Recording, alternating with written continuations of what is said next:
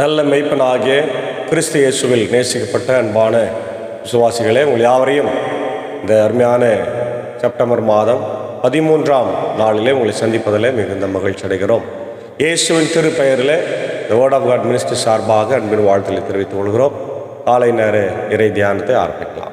ஆரம்பம் பிதா குமாரன் பரிசுத்த ஆவியின் நாமத்தில் உள்ளது. ஆமென். ஜெபிப்போம்.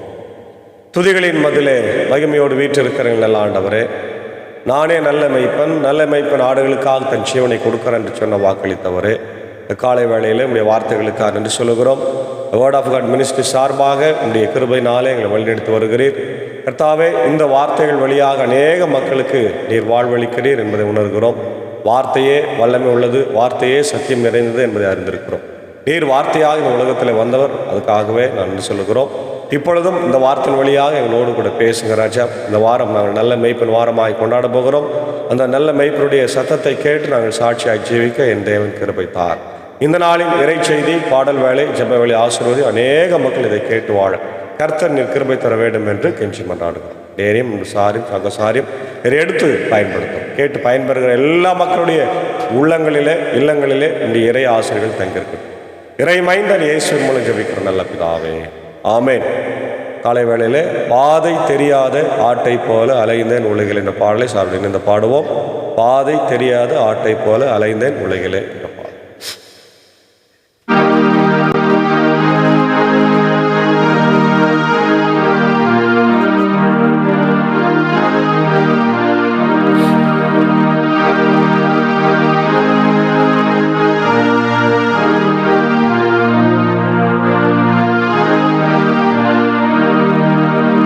பாதை தெரியாத ஆட்டை போல அலைந்தேன் உலகிலே. பாதை தெரியாத ஆட்டை போல அலைந்தேன் உலகிலே. நல்ல நேசராக வந்து என்னை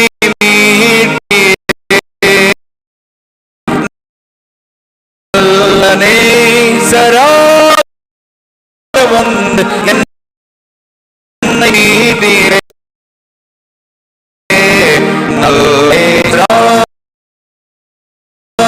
வந்து என்னை மீட்டீரே. பாதை தெரியாத ஆட்டை போல அலைந்தேன் உலகிலே.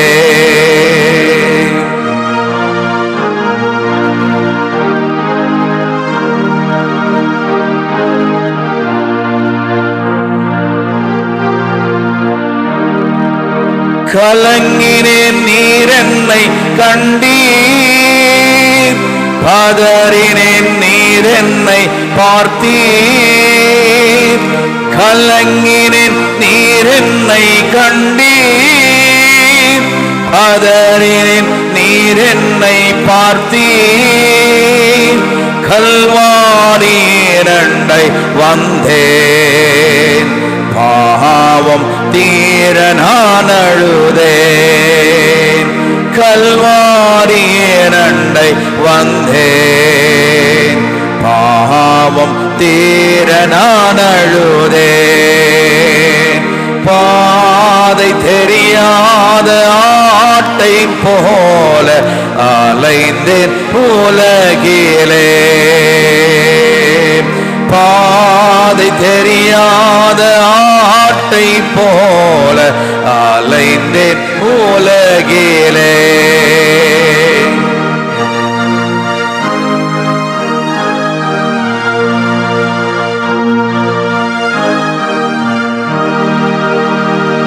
என் காயம் பார்த்திடு என்றீர், உன் காயம் மாறிடும் என்றீர்.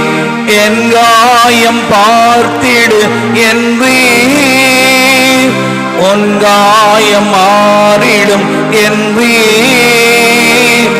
நம்பிக்கையோடு நீ வந்தால் துணையாக இருப்பேனே என்றே நம்பிக்கையோடு நீ வந்தால் துணையாக இருப்பேனே என்றே.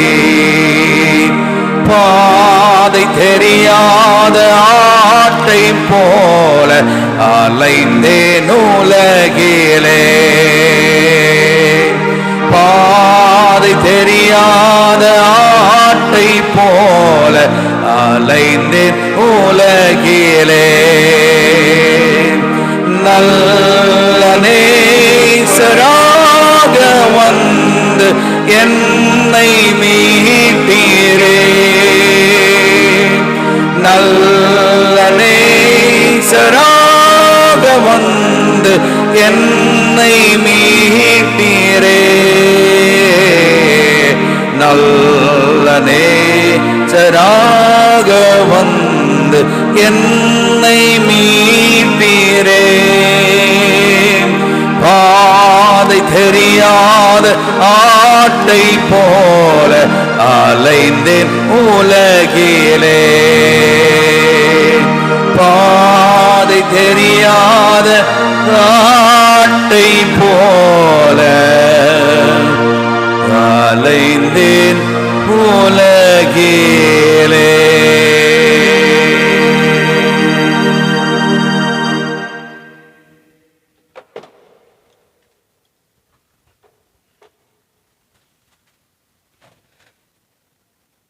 கிறிஸ்து இயேசுவுக்குள் மிகவும் அதிகமாக நேசிக்கப்படுகின்ற அருமையானுடன் விசுவாச குடும்பங்களே, உங்கள் யாவரையும் இறைமைந்தன் இயேசுவின் திருப்பெயரிலே இந்த மகிழ்ச்சியும் ஆசீர்வாதம் நிறைந்த காலை வேளையில் அன்போடு வாழ்த்தி வரவேற்கிறோம். இந்த நாளின் இறை செய்தியாக நாம் தியானிக்கும்படியாய் தெரிந்து கொண்ட கடவுளுடைய வார்த்தை, அது லூக்கா எழுதின சுவிசேஷம் 15ஆம் அதிகாரம் 1 முதல் 10 வரை உள்ள இறை வார்த்தைகள். காணாமல் போன ஆடு பற்றிய ஓமையை நாம் இங்கே பார்க்க போகிறோம். இந்த பகுதி மத்தேயு 18:12-14 சொல்லப்பட்டிருக்கிறது. அன்பான தேவ பிள்ளைகளே, இயேசு ஆண்டவர் இந்த உலகத்தில் இருந்தபோது அநேக ஓமைகளின் வழியாக மக்களை சந்தித்து பேசினார். மிக எளிமையான ஓமைகள், சாதாரணமான ஓமைகள் தான். அதுவும் அராமிக் மொழியில தான், சாதாரண அன்றைக்கு மக்கள் பேசுகின்ற பயன்படுத்துகின்ற மொழியில் பேசினார். அன்றைக்கி இருந்த கிரேக்க மொழியை பயன்படுத்தவே இல்லை. பைபிளில் இருக்கின்ற அன்றைக்கி இருந்த பழைய ஏற்பாடு எழுதப்பட்ட எபிரேய மொழியை அவர் பயன்படுத்தலை. ரொம்ப சாதாரணமான மக்களோடு வாழ்ந்ததுனால சாதாரண மொழியை, பயன்பாட்டில் இருந்த மொழியை அவர் பேசினார். அப்போது அந்த ஓமைகளின் வழியாக அவர் என்ன சொன்னார்? பரலோக ராஜ்யத்தை குறித்த ஓமைகளை பேசினார். எந்த ஓமை பேசினாலும் பரலோக ராஜ்யத்தை பற்றி தான் அவர் பேசுவார். இங்கே கூட காணாமல் போனதை தேடுவதற்காக வந்திருக்கிறேன் என்பதை மிக தெளிவாக ஆண்டவர் சொல்லுகிறார். அதான் இந்த பகுதியில் நம்ம பார்க்கிறோம். வரி தண்டுவோர் பாவிகள் யாவரும் இயேசு சொல்வதை கேட்க அவரிடம் நெருங்கி வந்தனர். பரிசேயரும் மறைநூல் அறிஞரும் இவர் பாவிகளை வரவேற்று அவர்களோடு உணவருந்துகின்றாரே என்று முணுமுறுத்தார். அப்போதுதான் இந்த ஓமையை அவர் சொன்னார். அன்பான தேவ பிள்ளைகளே, இயேசு ஆண்டவருடைய காலத்தில் பல குழுக்கள் வாழ்ந்தார்கள். அது நமக்கு நன்றாக தெரியும். நான் பல முறை உங்களுக்கு சொல்லியிருக்கிறேன், மீண்டும் ஞாபகப்படுத்துகிறேன். இந்த வரி தண்டுவோர் என்பவர்கள் தான் டாக்ஸ் கலெக்டர்ஸ், ஆயக்காரர்கள் என்று வேற ஒரு டிரான்ஸ்லேஷனில் நம்ம பார்க்குறோம். இதே வரி வசூலிக்கிறவர்கள். இவர்கள் யூதர்களாக இருந்தாலும் அன்றைக்கு இருந்த ரோம அரசாங்கத்துக்கு தான் பணியாற்றினார்கள். ரோம அரசாங்கத்துக்கு அதிகமான வரிகளை மக்கள்கிட்ட வரி வசூல் செய்வாங்க. நமக்கு தெரியும், நல்ல உதாரணம் லூக்கா 19 வர செகேயு நிறைய பணம் வசூல் பண்ணி கொடுத்தான். ஆனால் நிம்மதியாக இருந்தானா? இல்லை. ஆனால் இயேசு போன பிறகு தான் அவன் வாழ்க்கையில் நிம்மதி வந்தான். ஆமென், அல்லேலூயா. ஆகவே இந்த மனிதர்கள் எல்லாம் அந்த யூத மக்களால் மதிக்கப்பட மாட்டார்கள், கேவலமாய் பார்ப்பார்கள். யூத மக்களுக்கு விரோதமான மக்களாக பார்ப்பார்கள். சரி, இது ஒரு பக்கம். இன்னொரு பக்கம் பாவிகள். யார் இந்த பாவிகள்? இயேசுவின் காலத்தில் வாழ்ந்த புறஜாதியார். அவங்கள ஏன் யூதர்கள் பாவிகள்னு சொல்றாங்க? யெகோவா கடவுளை வணங்க மாட்டாங்க. சிலை வழிபாடுகள், விக்கிரக வழிபாடுகள், அவங்கள பேகன்ஸ் என்று சொல்வார்கள். விபச்சாரம் இதெல்லாம் செஞ்சு அவங்க பிழைப்பாங்க. அதனால அவங்கள பாவிகள். ஆனால் நல்லா கவனிங்க, ஏசாமி எதுக்காக வந்தார்? காணாமல் போனதை தேட. லூக்கா 19:10 அதான் நம்ம வாசிக்கிறோம். காணாமல் போனதை தேடவும் இழந்து போனதை ரட்சிக்கவுமே மனுஷகுமாரன் வந்திருக்கிறார் என்று சொல்றாரு. பாருங்க 10ஆம் வசனம் வாசி. லூக்கா 19:10. இழந்து போனதை தேடி மீட்கவே மானிட மகன் வந்திருக்கிறார். அல்லேலூயா, பிரைஸ் தி லார்ட். இழந்து போனதை தேடதான் அவர் இயேசு வந்திருக்கிறார். ஆகவே தேவ பிள்ளைகளே, இந்த காலை நேரத்தில் இழந்து போனதை தேடுவதற்காக ஆண்டவர் வந்திருக்கிறார். நம்ம கூட இயேசுவின் அன்பை விட்டு பிரிந்து வாழ்ந்திருந்தோம், பாவம் செய்திருந்தோம், அக்கிரமம் செய்திருந்தோம், விபச்சாரத்தில் இருந்தோம், வேசித்தனத்தில் இருந்தோம். அந்த பேகன் லைஃப் என்று சொல்லப்படுகின்ற ஆண்டவரை விட்டு நாம் விக்கிரகங்களை வழிபட்டு கொண்டிருந்தோம். அது மட்டுமா, நம்மளை வழிகாட்டுறதுக்கு யாருமே இல்லை. சேரிகளில் உழன்று கொண்டிருந்தோம், சேற்றில் இருந்தோம், உணவில்லை, ஆடை இல்லை, கைவிடப்பட்ட நிலையில் மருத்துவம் இல்லாத இருந்தோம். ஆனால் ஆண்டவர் சுவிசேஷகர்களை, ஊழியர்களை, மிஷினரிமார்களை அனுப்பி நம்மை மீட்டு ஆண்டவர் நமக்கு புது வாழ்வை தந்தார். நம்மை தேடி வந்த தெய்வம் இயேசு. அதான் பார்த்தோம். பாதை தெரியாத ஆட்டை போல அலைந்து கொண்டிருந்த நேரத்தில் இயேசு ஆண்டவர் நல்ல மெய்ப்பனாய் நம்மை தேடி வந்தார் என்ற அழகான ஒரு பாடல சார்பான் இல்லையா? இது எவ்வளோ அர்த்தம் உள்ளது என்பதை நம்முடைய வாழ்க்கையில் புரிந்து கொள்ள. அது அங்கே 2 ஓமை ஆண்டவர் சொல்கிறார் பார். அவங்க முடுமுறுக்கிறாங்க. ஏன்னா எப்போ பார்த்தாலே ஆண்டவர் எவனும் கூடவே இருக்கிறார். அவங்க கூட தான் வர்றார் ஆண்டவர். ஏன்னா அவங்கள தேடுறார். அவன் தொலைந்து போயிருக்கிறான்.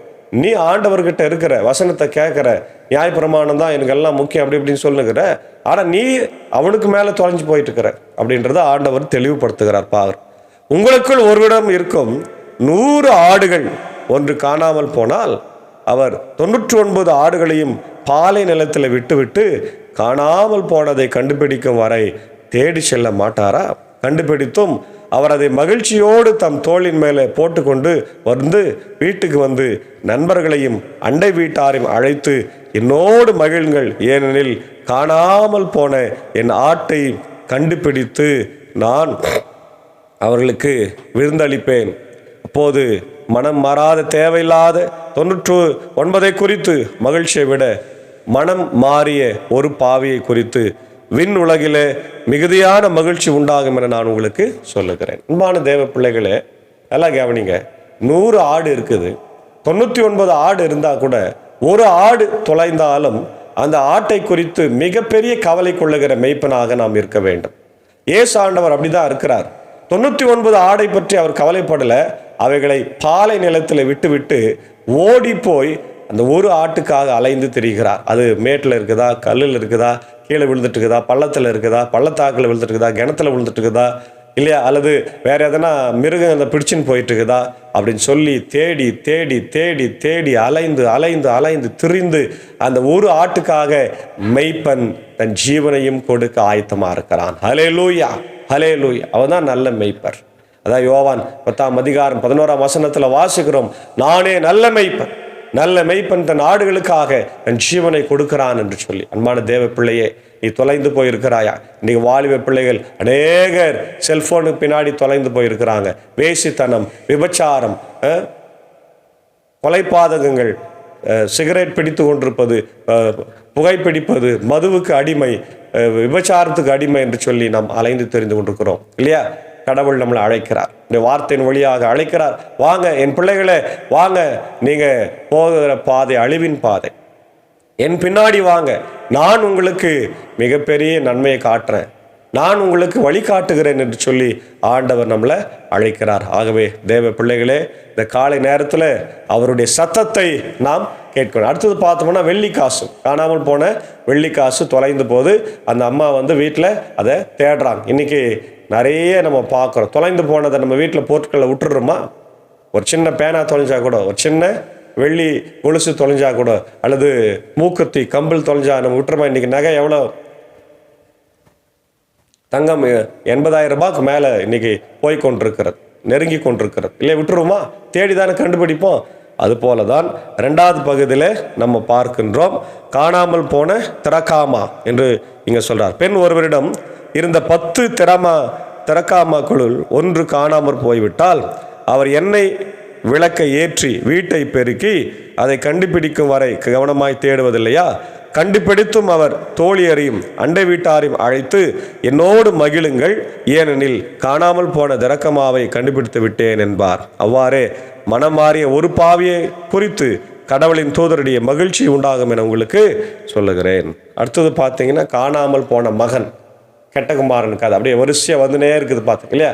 அப்போ காணாமல் போனதை நாம் மீண்டும் கண்டுபிடிக்கிற போது ஏற்படுகின்ற பெரிய மகிழ்ச்சி நம்ம அவங்களை என்ன பண்ணுறோம்? ஏற்றுக்கொள்ள. அப்போ இங்கே நம்ம பார்க்குறோம், கடவுளுடைய the God's love and mercy, கடவுளுடைய அன்பும் இரக்கத்தை பார்க்கிறோம்.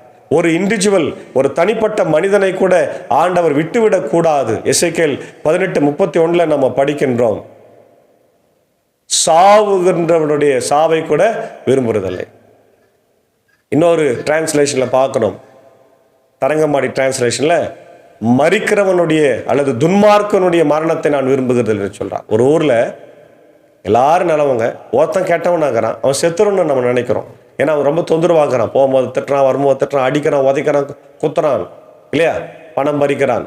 நம்ம என்ன சொல்லுவோம்? அவன் செத்து ஒளிட்டோம். ஆனால் ஆண்டவர் சொல்றாரு, அவனும் ரட்சிக்கப்பட வேண்டும், அவனும் வாழ்வு பெற வேண்டும், அதற்காகவே நான் வந்திருக்கிறேன் என்று என் தேவன் சொல்லுகின்றாரே.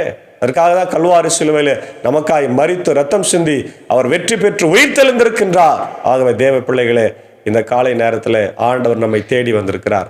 தேடி வந்த தெய்வம் இயேசு, தேடி வந்த தெய்வம் இயேசு, தேடி வந்த தெய்வம் இயேசு. நமக்காக கல்வாரி சிலுவையை சுமந்தவர், நமக்காக பாடுபட்டவர், நமக்காய் மரித்த ரத்தம் சிந்தி நம்மை மீட்டவர். அவருடைய செவிக்கு குரல் கொடுப்போம், அவரை விட்டு பின்வாங்கி போகாமல் இருப்போம். அதுதான் ஆண்டவர் நமக்கு கொடுக்கிற பெரிய அழைப்பாக இருக்கிறது. ஆங்கிலத்தில் நம்ம பார்க்குறோம், the joy of repentance, the parables of the lost sheep and the lost coin, the importance of seeking and rejoicing over repentance, the parable of the lost sheep, the shepherd's search, the shepherd leaves the 99 sheep to find the one lost sheep, Luke 15:4, the joy of recovery, the shepherd rejoices over finding the lost sheep, the parable of the lost coin, the woman's search, the woman searches diligently for the lost coin, the joy of recovery, the woman rejoices over finding the lost coin, the heavenly perspective, joy in heaven.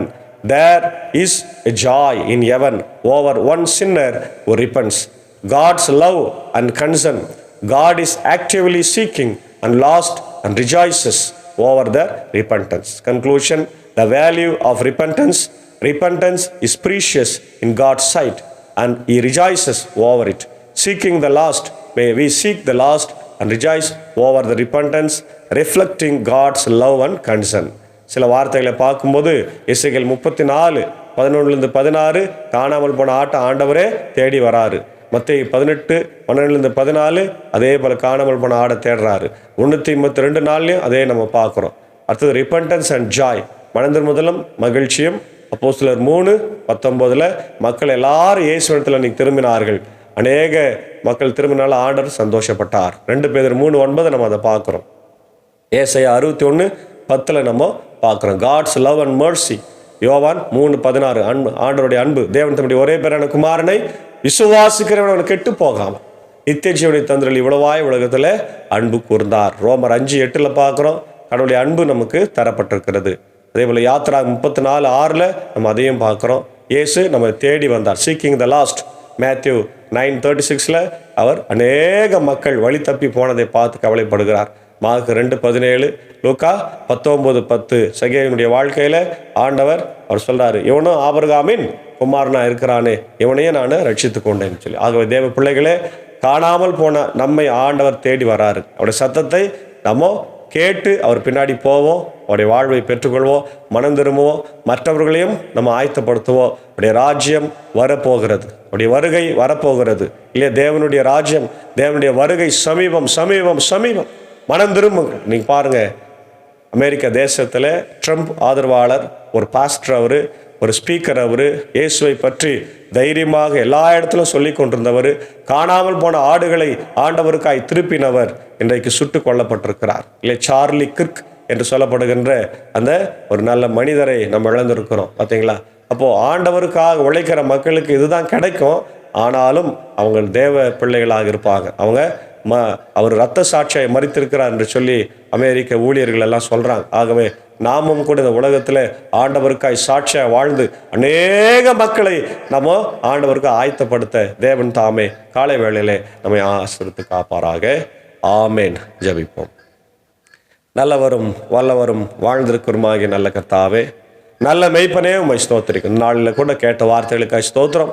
இந்த வார்த்தைகளை எங்கள் வாழ்க்கையில் அபியாசப்படுத்த எங்களுக்கு கிருபை தார். நல்ல மெய்ப்பனுடைய செவியை சத்தத்தை கேட்டு செவி கொடுக்கும், கீழ்ப்படியவும், மனம் திரும்பி வரவும், மற்றவர்களை மனம் திரும்ப அழைக்கவும் எங்களை என் தேவன் பயன்படுத்தும். இதை கேட்டுக்கொண்டிருக்கிற அகில உலகத்தில் இருக்கிற எல்லா மக்களையும் ஆசீர்வதி. குறிப்பாக என்னுடைய இந்திய சுவிசேஷ திருச்சபை, ஆண்டவர் தமிழ்நாட்டில் இருக்கிற ஏஎல்சி, டிஎல்சி திருச்சபைகள், இந்தியாவில் இருக்கிற அனைத்து லுத்தரன் திருச்சபைகள், கத்தோலிக்க திருச்சபைகள், பேப்டிஸ்ட், ஆண்டவர் மெத்தடிஸ்ட் திருச்சபைகள், பெண்டிகாஸ்ட், சிஎஸ்சி திருச்சபைகள், இசிஐ திருச்சபைகள் எல்லாருக்கும் ஜபிக்கிறோம். ஸ்தாபனங்கள், பள்ளிக்கூடங்கள், ஆண்டவர் விசேஷமாக ஐஎல்சி திருச்சபை 3 சபைசங்கள், போதர்கள், ஊழியங்கள், ஸ்தாபனங்கள், பள்ளிக்கூடங்கள், ஆண்டவர் வெதஸ்தா மருத்துவமனை திறக்கப்படவும், அதே போல இப்படி கண்கடை இறையல் கல்லூரிக்காக நான் வேண்டிக் கொள்கிறோம். கர்த்தர் ஆசீர்வதி. 3 சபைசங்கள் இருக்கிற எல்லா பள்ளிக்கூடங்களையும், சிறப்பு பள்ளிக்கூடங்களையும் கர்த்தர் ஆசீர்வதிப்பீராக. ஆண்டவர் நேரத்தில் உலக நாடுகளுக்காக ஜபிக்கிறோம். இஸ்ரேல் அமாஸ் போர் ஆண்டவர் தீவிரமடைகிறது, தயவு செய்து நிறுத்த கிருபை தார். அதே போல உக்ரைன், ரஷ்யா போர், உலக நாடுகள் மற்ற எல்லா இடத்திலும் போர்கள் ஆண்டவரை நடத்த ஆயத்தமாக இருக்கிறாங்க. அதெல்லாம் நிறுத்தப்பட்டு மக்கள் ஆண்டவர் பீஸ்ஃபுல்லாக சமாதானமாக வாழ என் தேவன் கிருபை தர வேண்டுமா நான் ஜபிக்கிறோம். விசேஷமாக இந்த நேரத்தில் உலக நாடுகளுக்காக ஜபிக்கிறோம், அமெரிக்கா தேசத்துக்காக ஜபிக்கிறோம்.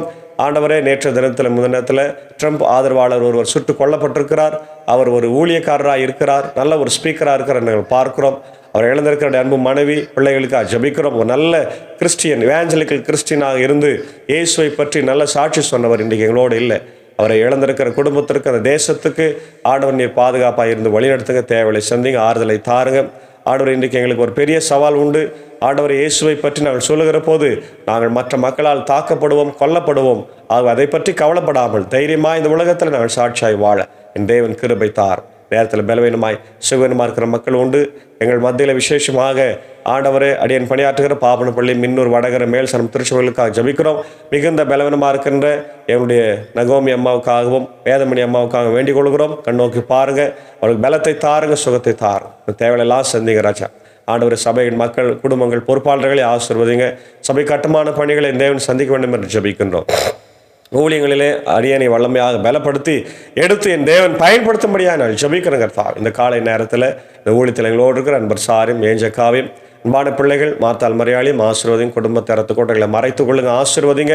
இப்படி அன்புக்குரிய சாகோ சாருக்காக, ஆடவர் டீச்சருக்காக ஜபிக்கிறோம், ஆசீர்வதியும். அடியனே அன்பு மனைவி பிள்ளைகளையும் எடுத்து பயன்படுத்த தேவையில்லை எல்லாம் சந்திய ராஜா. இந்த உலக மக்களாக ஆண்டவர் மக்களுக்காகவும், இதை கேட்டுக்கொண்டிருக்கிற அகில உலகத்தில் இருக்கிற மக்களுக்காகவும், என்னுடைய ஆண்டவர் இந்திய சுவிலுத்தரன் திருச்சபை, ஏஎல்சி, டிஎல்சி மக்களுக்காக, தமிழ் மக்களுக்காக, சிஎஸ்ஐ மக்களுக்காக, ஆண்டவர் எல்லாருக்காக வேண்டிக் கொள்கிறோம். இதை பார்க்கிற ஒவ்வொருவரையும் இந்த தேவன் காத்துறலும் வழிநடத்த அவருடைய இல்லத்தில் அமைதி சமாதானத்தை தாரும். மனம் திரும்புதல் மட்டுமே இயேசுவை மகிழ்ச்சி அடைய வைக்கும். ஆகவே நாங்களும் மனம் திரும்பி மற்றவர்கள் எல்லாரையும் மனம் திரும்ப நாங்கள் அழைக்கப்படுகிறோம் என்பதை உணர்ந்து வாழ கிருபை தார். நேரத்தில் ஆண்டவர் இப்படி இந்திய தேசத்திற்காக ஜனாதிபதி, புதிய ஜனாதிபதியாக ஆண்டவர் உதவி ஜனாதிபதி பொறுப்பேற்றிருக்கிற அவர்களுக்காகவும், என்னுடைய ஆண்டவர் பிரதமருக்காக, அமைச்சரவைக்காக, தமிழ்நாட்டின் முதல்வர், கவர்னர், அமைச்சர் பெருமக்களுக்காக, இந்தியாவின் அனைத்து மாநிலத்தின் முதலமைச்சர்களுக்காக வேண்டிக் கொள்கிறோம். குறிப்பாக என்னுடைய ஆண்டவர் பாரத பிரதமர் அவர்கள் இன்றைக்கு இது மணிப்பூர் செல்லுகிறார். 4 ஆண்டுகளுக்கு 3 ஆண்டுகளுக்கு மேலாக மிகப்பெரிய கலவரம் நடந்து கொண்டிருக்கிறது. அந்த இடத்துக்கு செல்லுகிற போது அவருக்கு பாதுகாப்பை தாரும். அந்த மக்களும் ஆண்டவரை அவர் சொல்லுவதை கேட்டு அவர்கள் எல்லாரும் ஆண்டவர் இந்த சாதி பிரச்சனையிலிருந்து விலகி வர கர்த்தர் கிருபை தார். அவங்களுக்கு அமைதியை தார், சமாதானத்தை தார். அதே போல் நேபாளுக்காக ஜபிக்கிறோம். நேபாளில் கடந்த ஒரு வார காலமாக வாலிபர்களால் மிகப்பெரிய ஒரு எழுச்சி போராட்டங்கள் நடந்து அந்த ஆண்டவரை ஆளுங்கட்சி ஆண்டவர் இன்றைக்கு இல்லாமல் போயிருக்கிறார். அந்த சூழ்நிலை எல்லாம் மாறவும், ஆண்டவர் நல்ல அவங்க நிர்வாகம் வரவும் என் தேவன் கிருபை தர வேண்டுமா நான் ஜபிக்கின்றோம். தொடர்ந்து உலக நாடுகளில் அமைதி சமாதானத்தை தார். இந்த நாளிலே ஆண்டவரே, நேற்று தினத்தில் திருமண நாளைக்கு நன்றி செலுத்தி அன்புக்குரிய அண்ணன் திரு தன்சிங் அவர்களுக்காக, அன்பு மனைவி தலிதா கும்மிக்கா ஜபிக்கிறோம். சகோதரியை ஆசீர்வதிங்க. அன்பான பிள்ளைகள் ஆண்டவர் பிரின்ஸுக்காக, பிரைசனுக்காக ஜபிக்கிறோம், பிளஸனுக்காக ஜபிக்கிறோம். ஆண்டவர் பிள்ளைகளை ஆசீர்வதிங்க, வழிநடத்துங்க, தேவைகளை சந்திங்க ராஜா. குடும்பத்தின் மக்களை ஆசீர்வதிங்க. உடைய ஊழியத்தில் இருக்கிற போது உடைய கிருபை, உடைய ஆசீர்வாதம் அவளை தங்கியிருக்க வேண்டுமா ஜபிக்கிறோம். குறிப்பாய் நாளை தினத்தில் ஆலயத்துக்கு வந்து ஆண்டவர் இந்த வார்த்தைகள் எல்லாம் கேட்டு நாங்கள் சந்தோஷப்படவும் வாழவும் எங்களை நீர் எடுத்து பயன்படுத்தும்படியாக ஜபிக்கிறோம். நாள் முழுவதும் உடைய இறை ஆசிரியர்கள் எங்களோடு தங்கியிருக்கட்டும். இறை மைந்தன் இயேசுவின் மூலம் ஜபிக்கிற நல்ல பிதாவே, ஆமேன். எல்லா வல்ல தந்தை, மகன், தூயாவின் ஆசையிலிருந்து நாளிலே அவனோடு கொண்டிருப்பதாக. ஆமேன். God bless you. கர்த்தர் உங்களை ஆசீர்வதிப்பாராக.